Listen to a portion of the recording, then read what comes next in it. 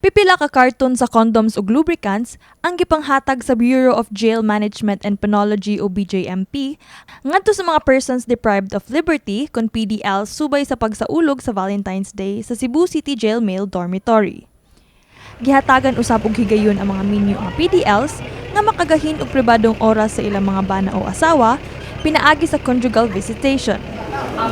Si Blanche Alinio, Jail Officer 3 o Community Relations Service Officer sa BJMP, may pasabot nga doon na sila nagkadaiyang programa og mga kalihukan alang sa mga PDLs. Yes, especially for Valentine's, ma'am, no? We really made it possible for them to be with their families and loved ones. So, niadtong February 14, we catered mga dalaw or atong gitawag og jail visitors, ang ilahang loved ones and families nga mo bisita during the Valentine's Day. So, syempre na may mga intimate moments that time for the couples, no? We made sure nga they are protected through safe sex, no, or intimacy. May pahigayon sab sila og libreng HIV testing kauban ang mga sakop sa Cebu City Health Office ug Social Hygiene Clinic sa Dakbayan.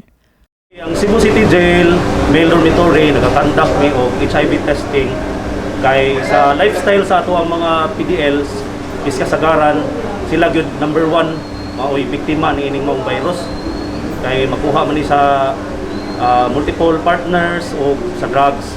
So mo nagakandak mi para sa early detection o screening at the same time para matagaan o tambal dayon ang atong mga PDL para ma-extend ang ilang quality of life. Dugang paniining mga kalihukan, mao ang paggama sa mga PDLs og espesyal nga pan nga gihinganlan og pan de celda nga maoy usa sa mga highlights sa ilang Valentine's celebration.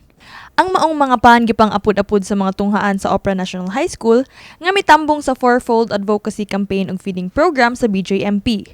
Ikalipay kini dili lang sa mga tinun-an, apan lakip na sa mga PDLs.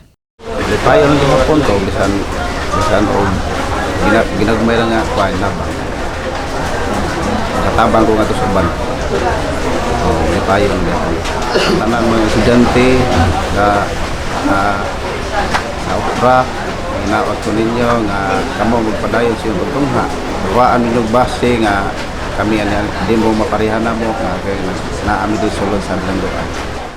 Padayon pa sab gihapon ang Valentine photo booth sulod sa Cebu City Jail Male Dormitory hangtod sa Pebrero 18, diin mamahimong makapahulagway ang mga PDLs kauban ang ilang mga pamilya ug mahal sa kinabuhi. Ug ang maong mga litrato, pwede nilang ma-print ug mapalaminate.